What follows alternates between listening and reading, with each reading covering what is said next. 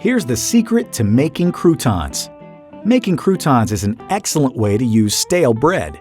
If you want to make perfectly square croutons, first cut the crusts off the bread, then cut the bread into cubes.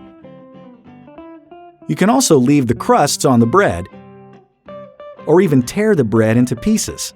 Put the bread cubes in a bowl and sprinkle with olive oil, herbed or plain, and some salt. Toss them to distribute evenly.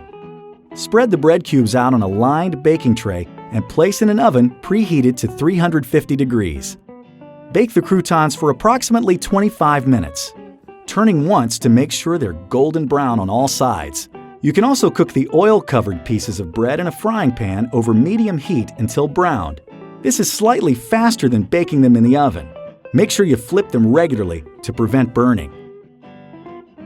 Allow the croutons to cool completely and then use them in salads or soups.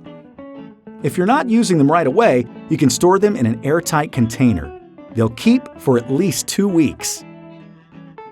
And that's how you make croutons.